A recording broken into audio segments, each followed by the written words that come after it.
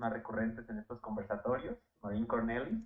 Marín Cornelis es la fundadora de Next Energy Consumer. También ha participado dentro de NEON, que es la organización de ombudsmans energéticos en la Unión Europea. Y también ha sido embajadora en el Parlamento Europeo del Climate Pact. Entonces, Marín ha sido aquí una influencia muy fuerte en Ombudsman para definir nuestras posturas en pobreza energética, justicia energética y transición. Entonces es un honor tenerla aquí de nuevo. El día de hoy nos va a hablar de su trabajo que ha realizado en África, en proyectos de electrificación. Hace un par de meses hablamos del proyecto de electrificación en Burkina Faso y el día de hoy hablaremos de su proyecto en Madagascar. So it's an honor to have you here again, Marin, and I can't wait to hear everything you have to tell us about your work. Thank you so much. Muchas gracias, Carlos. Hola a todos y gracias a todos en Ombudsman Energía México. Sobre todo, gracias a Carlos, Edgar y Violeta para la técnica. Siento que mi español no haya mejorado en los últimos meses, así que continuaré en inglés. ¿Está bien? Okay, so I'm going to share my slides and we will start here. Okay, so can you see it? Can you see my presentation? Yeah, cool. Okay, perfect. So a few months ago, we talked at the end of February, and I was about to take a plane and go to Madagascar. Madagascar is an island in the Indian Ocean. It's considered for being part of the African continent, but it has a very different, let's say, countryside populations, etc. So it's a very, very interesting area. And what I've done in Madagascar, what I'm doing there is very different to what I presented last time in Burkina Faso, because it's more related to the rural context and to basically rural electrification. So this is me, but you already know me, and Carlos made the very nice introduction.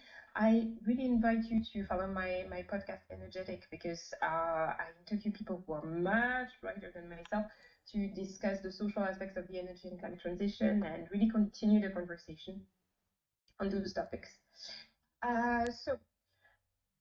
Just to recap a little bit, so Madagascar is, you see the tiny island, the purple island in the Indian Ocean. It's not tiny because it's the 5th largest island in the planet, and it's for instance as big as France. So I would expect that to be only a fraction of Mexico, but still it tells you something. So just to recap, why just energy transition matters, why is electricity access so important in Africa, is that basically the majority of the people who don't have access to electricity, they live in Africa. You can see that Africa is almost all purple, red on this map, but they mostly live in rural parts of these developing countries. Furthermore, a really important point is that energy is the main contributor to climate change. It produces about 3/4 of the greenhouse gases. And in parallel, something that is extremely important for developing countries is that 1/3 of the people on the planet, more than 2.5 billion, lack access to clean fuels. So it means that they lack access to clean fuels for cooking, for instance. So they use wood and they use other means to cook their food, and it affects mostly women and children. Overall, we can also say that electricity access, energy poverty, and the climate crisis are the two sides of the same coin, because the people who are suffering the most and who will be suffering the most from climate change are really the ones who are least responsible for it. So, you've seen this slide already. This is about the energy poverty in Africa and the access gap. Yeah, because basically, the idea is that you have large urban areas that are connected to the electricity grid, but it's of poor quality and coming from non-renewable energy sources. So, last time I presented some solutions that my colleagues and I are developing to improve the quality of the electricity supplied. And basically, on the other hand, you have rural absence of electrification, so where a lot of people doesn't have access to electricity. And it has an impact at many different levels. Knowing that access to clean energy is a springboard for human development because it really simplifies the access to drinking water, social services, health, education, employment, etc. One of the tools that is used to measure electricity access is called the multi-tier framework. So you have different levels. Basically, level 0 is when you can't connect anything. Level 1, you can charge a phone. Level 2, you can use a fan, for instance, or use a little TV. Level 3, you already have a fridge. Level 4, you can use like some machines, ovens, etc. And level 5 corresponds to the level of electricity in industrialized countries. About Madagascar. So Madagascar has different characteristics. So just to give you some insight, I was in the north of Madagascar. And Madagascar is like a big mountain. So basically, to go from one place to another, either you are rich and you can take a plane, and it's absolutely not what the population can do, or you take roads and roads, since the weather over there is like tropical weather, the roads can be destroyed basically overnight. You see holes that are big as enormous holes in the middle of the roads, so it complicates any kind of mobility, either for trade, for food circulation, for the movement of people, the movement of goods, etc. Madagascar is extremely vulnerable to climate change, and a fourth of the population, so more or less 5 million people, lives in zones at high risk of natural disaster. The economy is based on agriculture, but agriculture, as you know, it's extremely dependent on the on the weather conditions. It also lives on tourism, but you can imagine that since the pandemic, it has been extremely complicated to have tourists coming to Madagascar, and also the production of goods with low added value in the mining sector. But when you think about agriculture in Madagascar, the main product is vanilla and cocoa and coffee, for instance, coffee beans. The thing is, there are no plants in Madagascar to really make extract these raw materials and make them chocolate. So you will have a cocoa plantation, but you don't have the chocolate factory, if you want. I'm glad to talk about chocolate to Mexican counterparts, because I know how important it is in your culture, and I can't wait to come back to Mexico and eat some mole. Anyway, in Madagascar, you have about 40% of the population who is under 14 years old, so they are extremely young. And it's the majority of the population lives in rural areas, but it's an extremely unfair country, unbalanced country, because it's one of the in the last countries in the World Bank Human Capital Index, showing the discrepancy between the richest and the poorest. 3/4 of the population lives below the poverty line, so it means that below $1.90 per day, and it was before the pandemic, so now it must be even higher. The thing is, the people tend to know how to read, about 77% of the population more or less knows how to read, above 15 years old. and the majority of the population works in agriculture. So the agriculture is really in rural setting, in rural, let's say, development is really a key tool for development in Madagascar. Only a third of the population has access to electricity. However, it's mostly in urban areas, because in rural areas only 5% of the population has access to electricity. So it's almost nothing. So this is a picture I took a few months ago. This is like a typical setting in Madagascar. It's not so far from a tiny urban center of maybe 20,000 inhabitants, where the grid goes. But in this tiny setting, the grid will or may never arrive. And in this picture, you can see that it's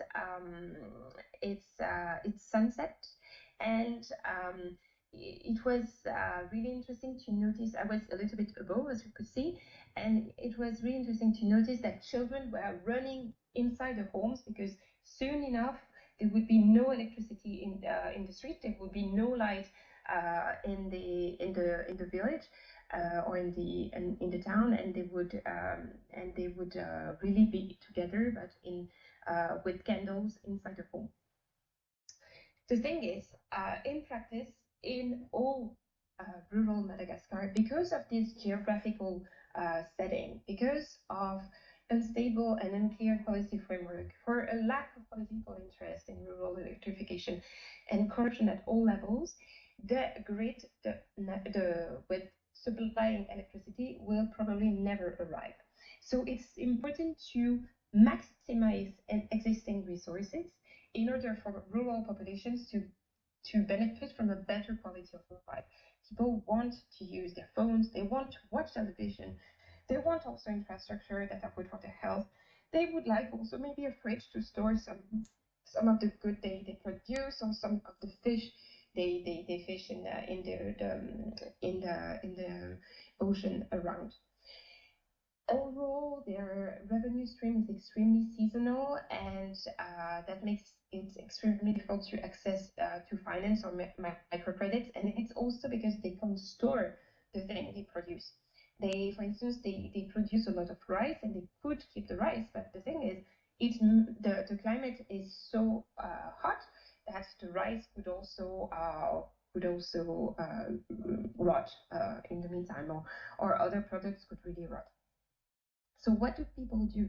They rely on cheap batteries and fossil fuel generators that harm health and the environment, and it also is it becomes very often not sustainable on a financial point of view. It's not it can be extremely unaffordable.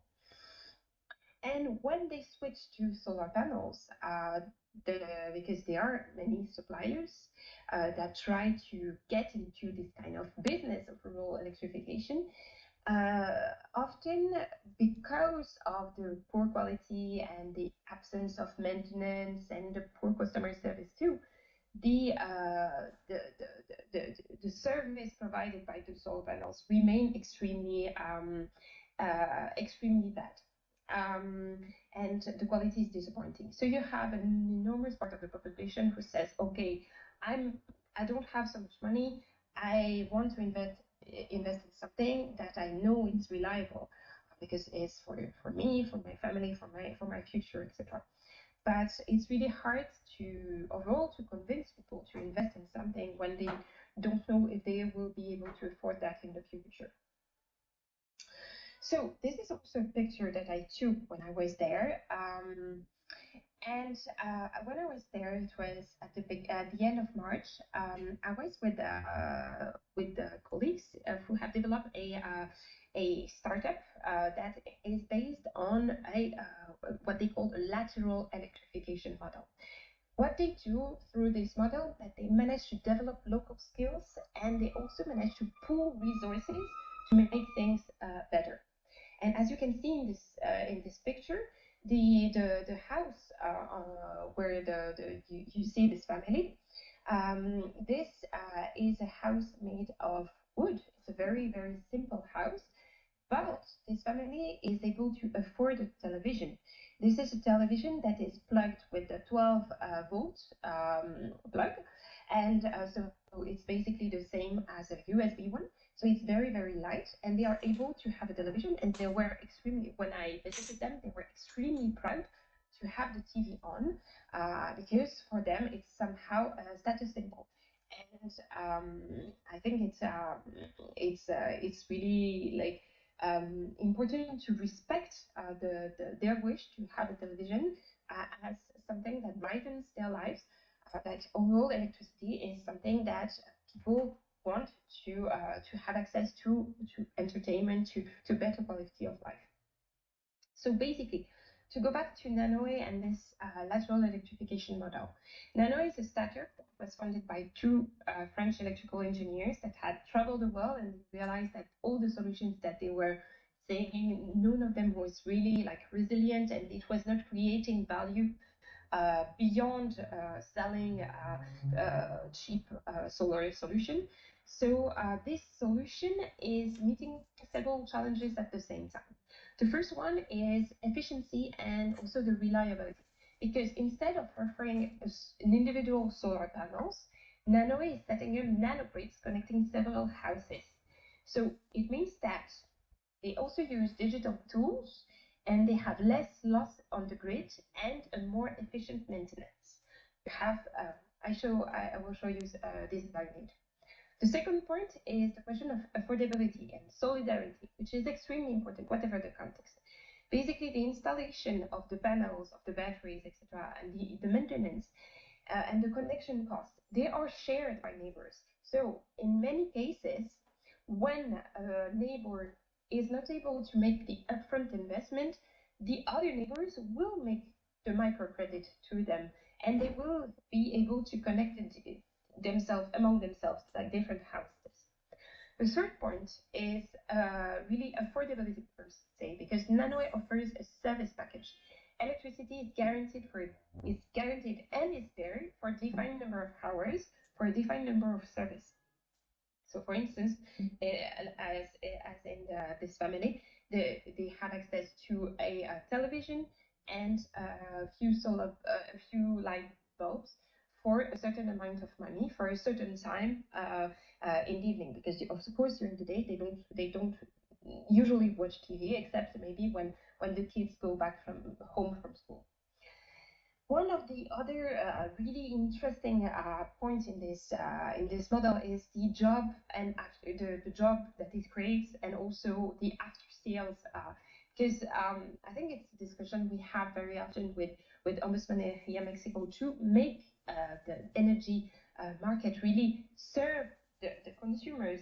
You have to have an after sales service. You have to have a customer service. You have to have maintenance. You have to have somebody you can call if something is not working well. And in this system, in the Nanoe system, it relies on local entrepreneurs, like the guy in blue in the middle. He's not the husband, he's like the entrepreneur who was trained in the sale and maintenance of these grids.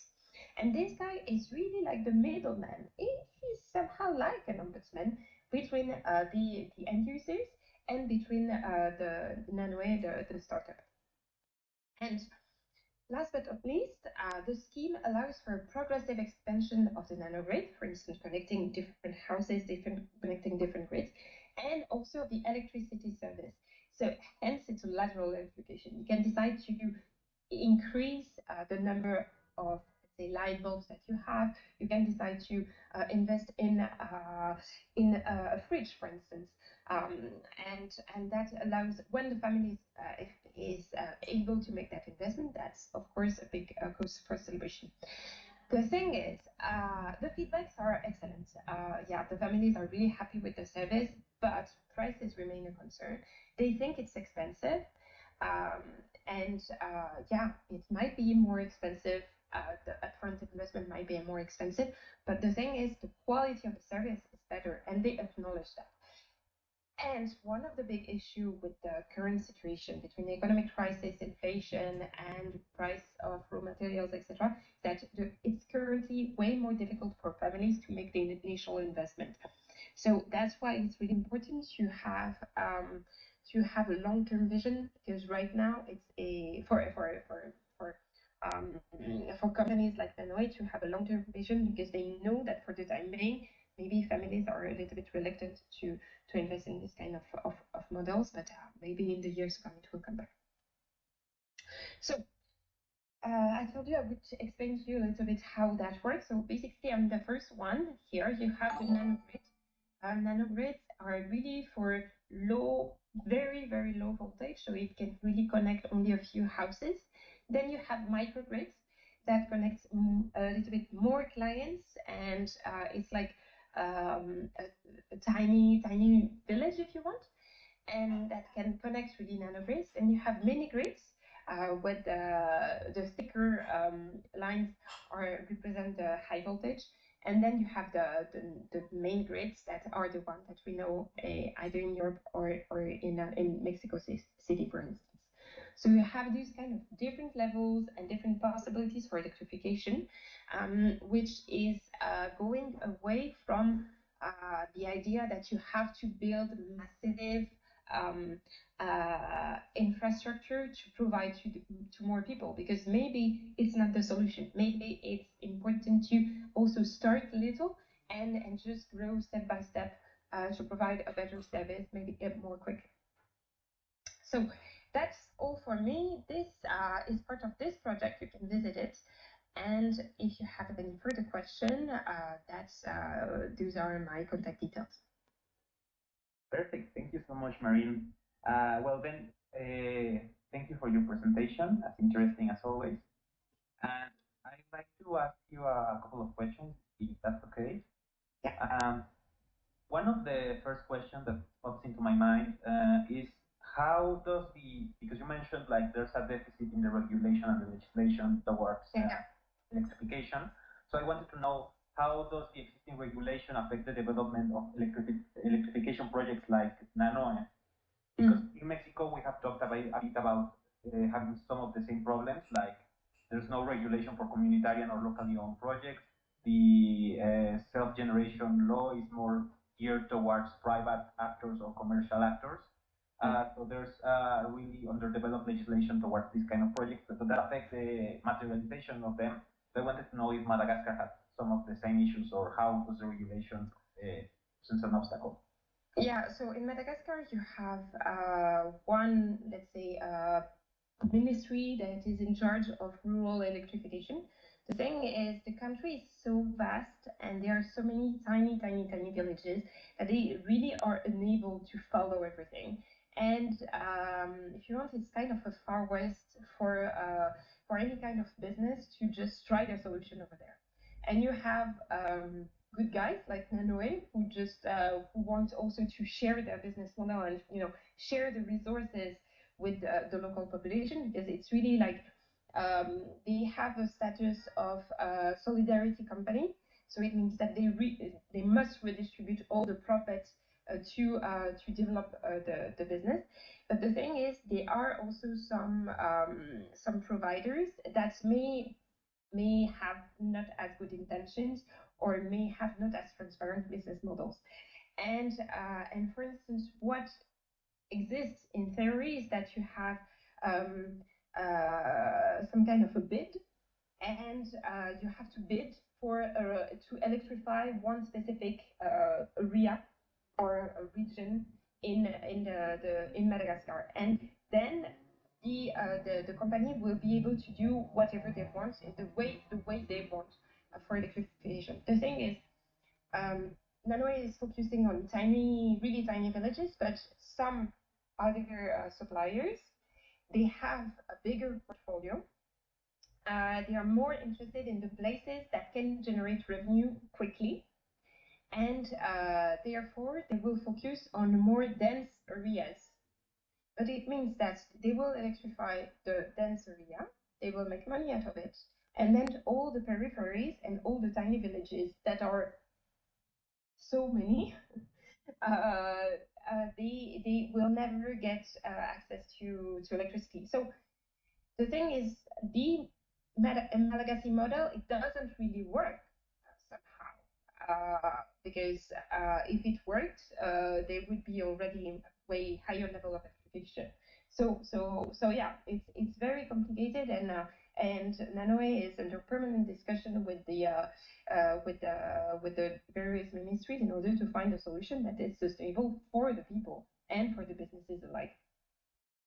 Okay, so there seems to be like, well, it seems like the characteristics of many like countries with weak states that Yeah. they have problems of enforcement, of monitoring, and generally procedural issues. But they're like outright opposition to renewable energy projects uh, or locally owned projects from like established energy actors. Because, for example, in the energy transition in South Africa, for example, ESCOM, which is one of the biggest utility companies, is in direct opposition. It's not only that it's not profitable to do so, and therefore it doesn't bother to do it. It's explicitly and outspoken about refusing to do a transition towards renewable energy. So I wanted to know if there was something similar in Madagascar. No, in Madagascar, they know that they have to rely on solar energy also because they don't produce any oil. They import everything. They have a regulated price for oil and for the electricity that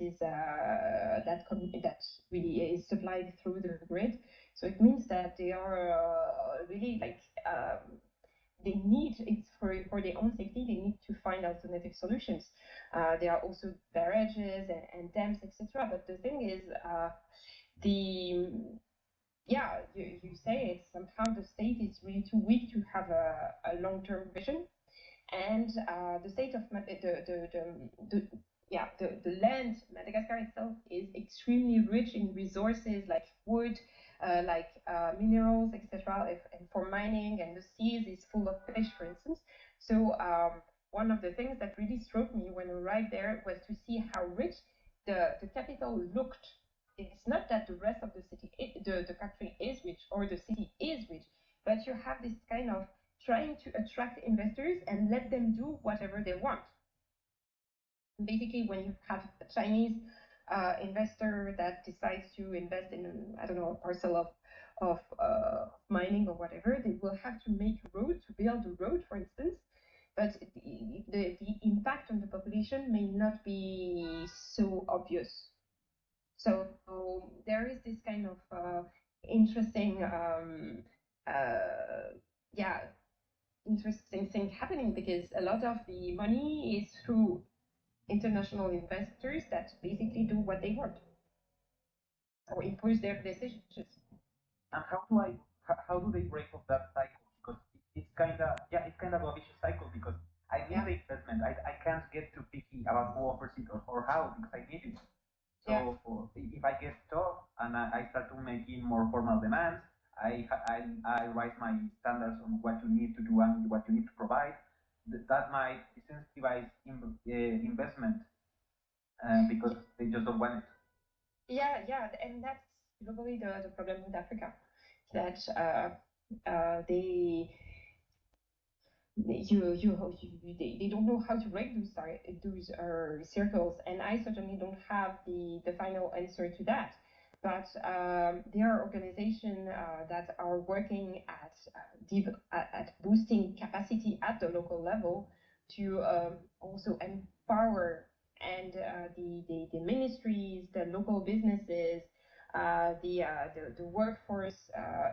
To be able to recognize this kind of trends and make them really take ownership of the destiny of their countries, because it's a form of post-colonialism, if you want, to have decision imposed by international investors. Um, and yeah, the only way to break this kind of post-colonialism is to have populations who say no and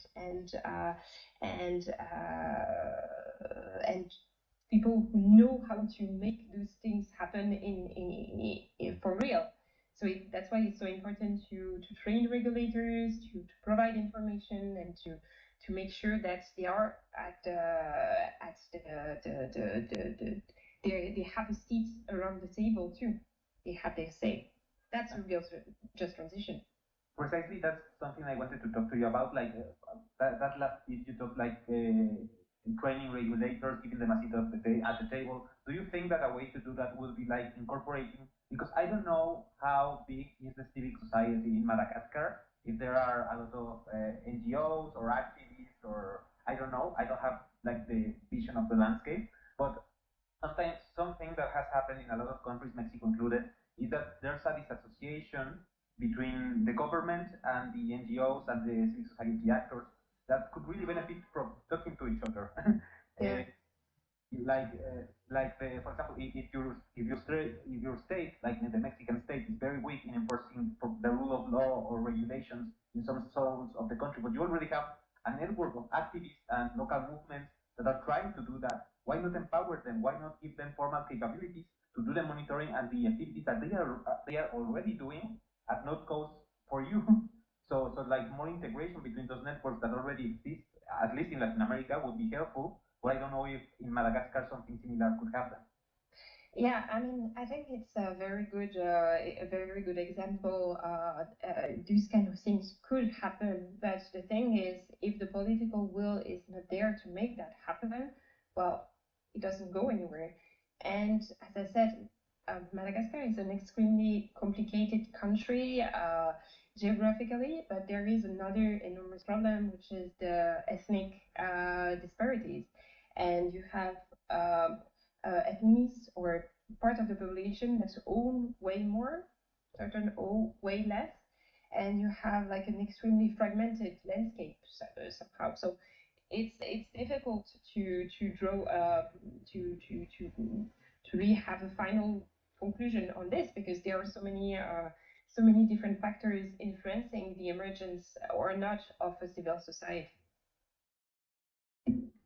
That also raises like an issue I imagine with this project of lateral electrification, because if you have a very fragmented landscape, communities that maybe are very far apart from each other, and there's not necessarily a network that connects them, it doesn't that make very difficult also the lateral electrification, like starting connecting these communities? Yeah, so that's also the point of this model because it basically connects little tiny village in only one area of rural Madagascar in the north of the country. And for the time being, the district that it covers is not all the district; it's only like part of it. And they have managed to move to about 50. Yeah, I have the numbers here. It's something like about 50,000, I think. They will get 50,000 households connected in a few years. So it's becoming more and more, but basically it's still extremely slow. And how fragile is this nascent infrastructure? Because I see that in the early stages, and as you very well mentioned, Madagascar is very vulnerable to climate change and to climate phenomena. So I wanted to know, is the project at risk, or are there any measures being taken to lessen the vulnerability to climate change or climate phenomena? Yeah, so it's done by engineers. So they know what they do and they install poles and they install cables and they have like the resources and the capacity to make that happen. And they also rely on the local population to really and of those entrepreneurs, the one that I mentioned, because they are able to perform this kind of maintenance activities. So somehow it has been resilient enough, and it's now they have arrived to a point where they know exactly how to make things work in a proper way that is resilient to climate events. But it's true that things are under constant monitoring, and the good thing is that digital tools that they used to for those nanogrids are also able to provide some signals to inform about the quality of the supply.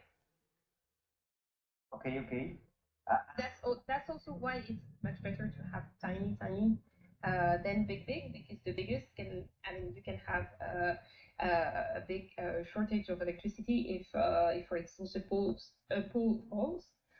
Whereas in this tiny, self-reliant, if you want, nanogrid, well, the one can be connected and the other not, but it doesn't affect. They are independent one from the other.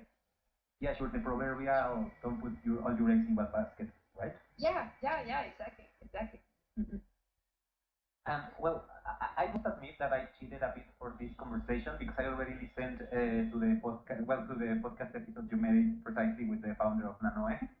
So I know, I kind of know already like what they do. But I wanted also to ask if there was a change in the economic behavior of the community after the integration of the Nanoe services. Like, is there a diversification in the economic activity? Is there a less, does this problem of seasonal revenue lessen? Like, what are the effects beyond just access to energy?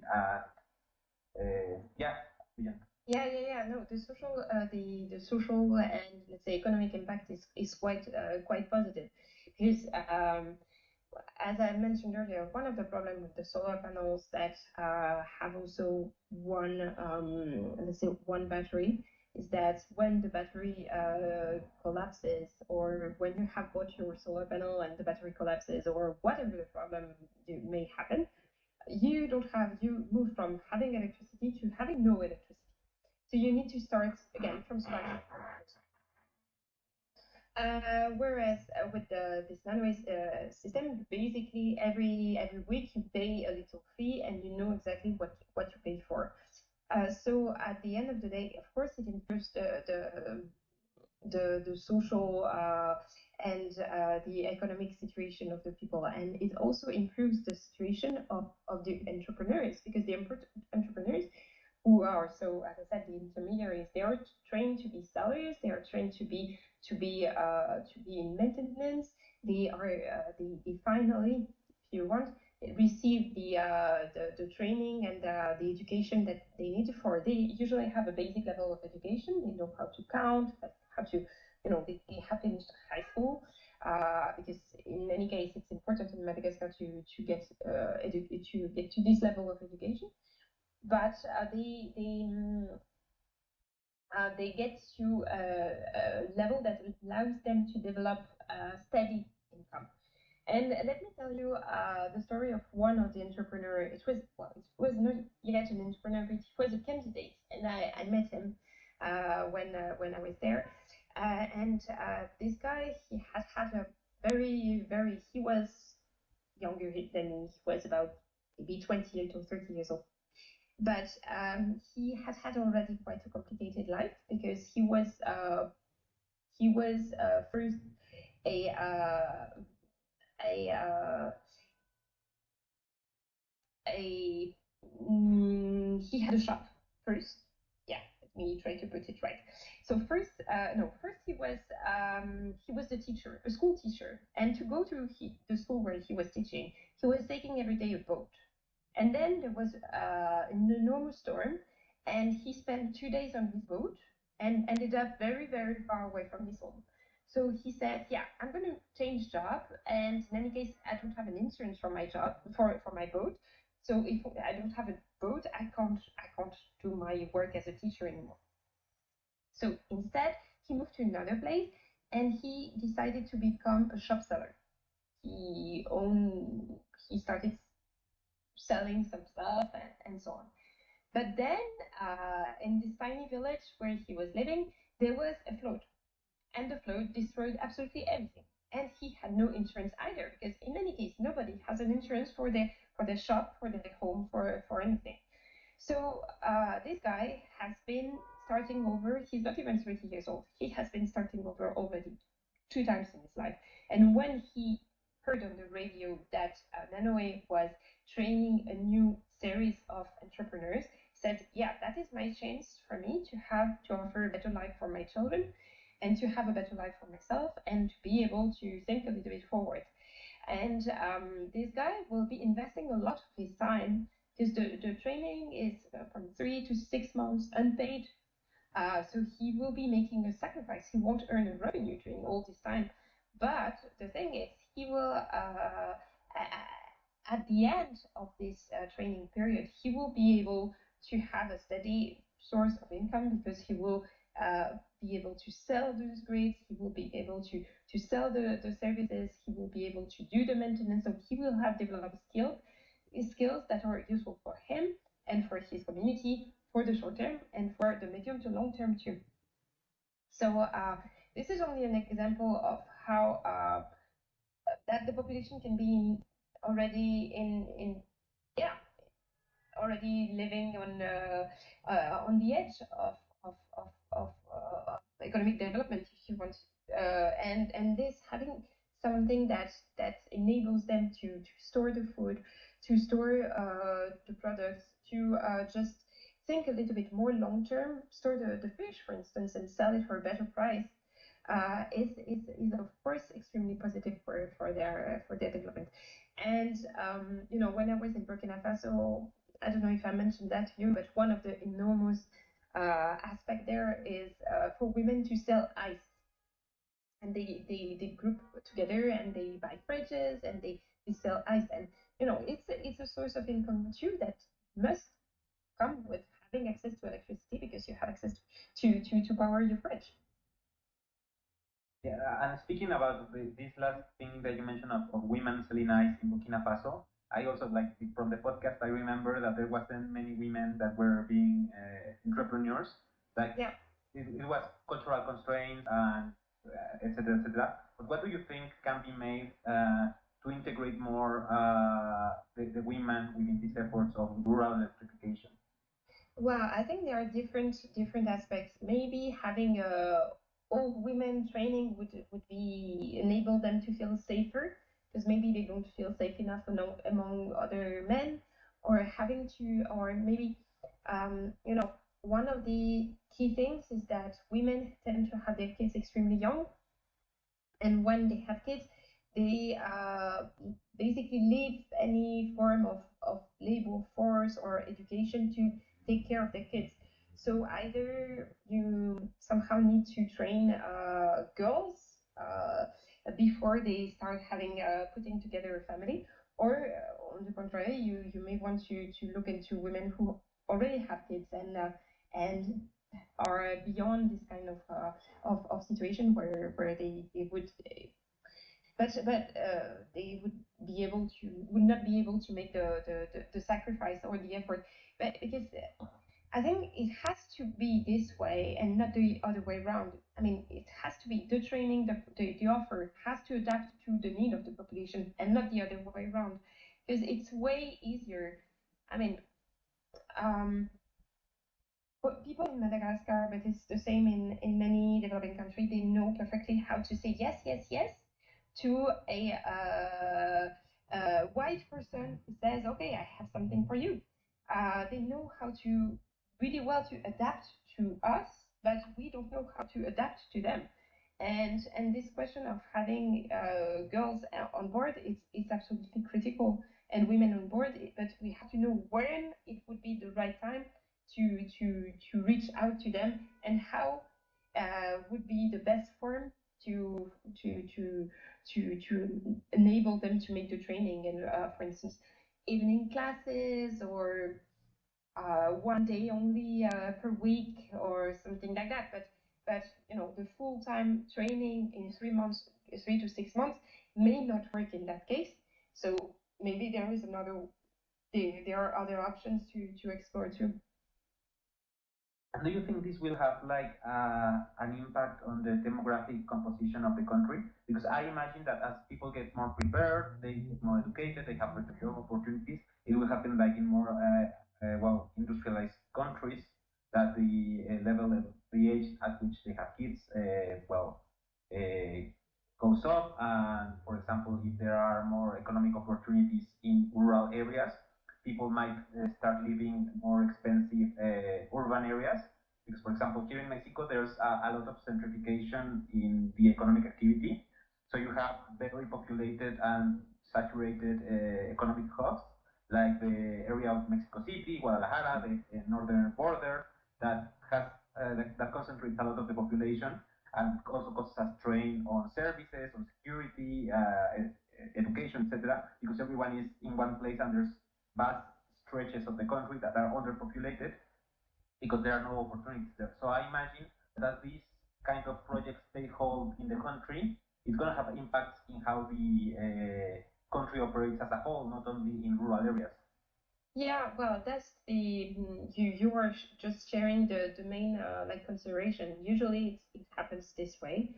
The thing is, it takes time, and should never forget that for when you don't have any form of social security, social support, or life support, and also very short life expectancy, having kids, having a big family is your life insurance. It is your parachute because if anything happens, they can provide for you, and I mean, in big cities, of course, this kind of the situation that you're mentioning is happening. Like happening almost everywhere, exactly with the same kind of pattern with the women having access to better jobs, so they want to sacrifice a little bit less their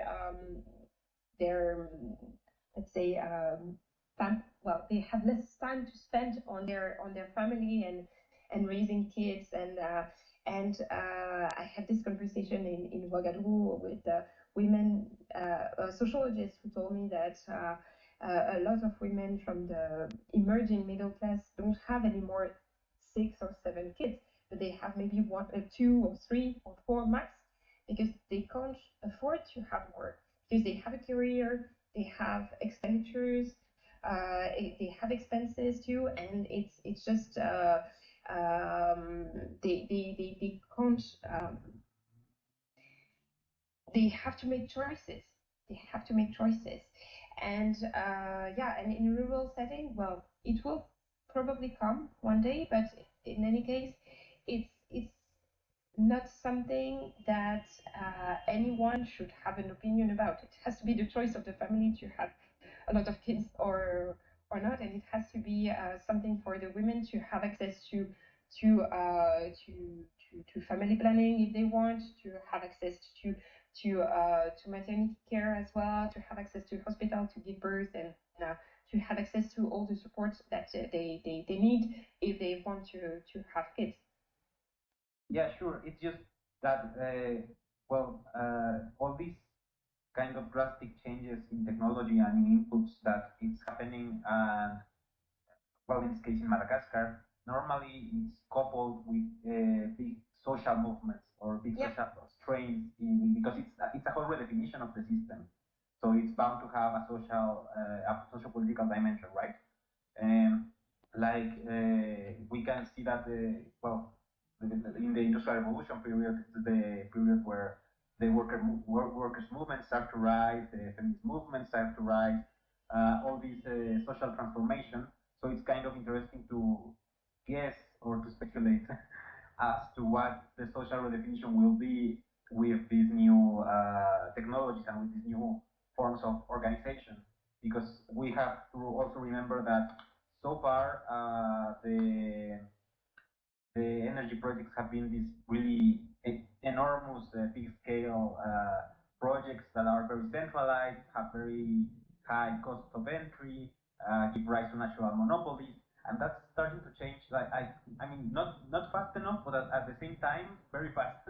I don't know if that contradiction makes, because a couple of years ago I didn't know about any of these projects of communitarian and local source projects, and now they are popping up everywhere. Yeah. So yeah, to see. Yeah, I think we could have next time a discussion about what the current energy crisis means for the future of energy, and because in Europe we have like an enormous new series of development between regulatory changes for consumer protection to new form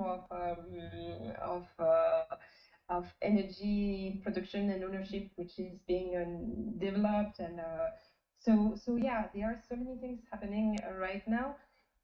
I think it's still important to yeah, to just acknowledge that there is no one size fits all, and there are cultural differences, there are patterns, there are things that may be different from one place to another and in another, and it's important not to draw conclusions too fast.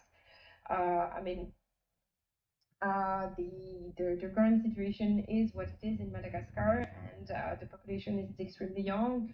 The families are extremely numerous. The levels of infrastructure and service is not good. I can say it.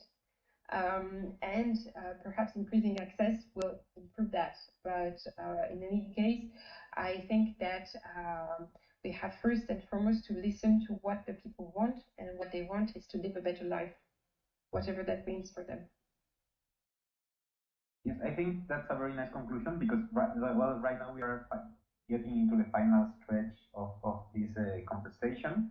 But I think you are very, very, very right. Like right now, we are precisely this today and tomorrow. I've been in a workshop about lithium legislation here in Mexico because I don't know if you know, but recently there was a reform to the mining law here in Mexico to nationalize lithium and to not give concessions to private parties. And as you say, like all of this is getting. I think that you have a point in saying it is what it is, and you have to work with what you have and what you talk. But also like this, for us, for example, in the civic society, there's also this timing or taking of the moment because you are right. Sometimes there's no political capital. Sometimes there's no public discussion. But right now there is a public discussion and there is political capital to work with. At least here in Mexico, and I think this opens a lot of opportunities that previously we would be like just a voice shouting to the wind. But right now, I think that there are important opportunities opening up, and it will be up to us if we know how to take advantage of it, or we decide to squander them. Yeah. No, you're totally right. And I mean, it's important to seize the moment and also what your role is. And in this case, I'm no advisor in Madagascar. I can't really advise and help the civil society seize the moment because it's not what is asked to me. But of course, if it were the case, I would really be more than happy to suggest new ideas and think together about solution and but first and foremost, I really think that it's as what you say. You have to use what the skills are and what the talents are, and maybe it's a strong civil society that is able to shout out loud something is not good. But in other cases, it's building something discreet but steady and solidly. And I think that's really what the what will make Nanoe successful in the years to come. It's not overly ambitious. It's really like focus on results that are really tangible and really efficient for that serve also the needs of the population. Thank you so much, Marin, for your conversation, for this. It's very interesting always talking to you. I think I have to get you up to speed at some point. We have to like schedule a conversation to get you up to speed to everything that has changed in Mexico because I'm sure you have an idea that things have been changing like at breakneck speed, but not always for good, but it's changing. And I think, yeah, I could really, as always, use your insights and your experience in this. Yeah, and let's also plan a conversation about what's happening in Europe because it's also totally yeah, it's hard to keep track of everything that is happening right now. And I will also be in South Africa in October, so maybe I could update you on the situation in South Africa after that. Yeah, because just like the yesterday, I think I went to a webinar about multilateral corporations, and there was this book from Catherine Hochstetler. I don't know if you know her. Uh, she's from London School of Economics. That had a book that maybe you might be interested in. That's Economics of Energy Transition, Wind and Solar Power in Brazil and South Africa, as cases of like what the difficulties and what the upsides of the energy transition in developing countries has been. So I think, yeah, that could be like an interesting resource for you. I'll give you the link later. Yeah, thank you. But yeah, as always, a pleasure being able to talk to you, and we will be we will start organizing our next conversation because it's good to have you here. Ok, muchas gracias, Carlos.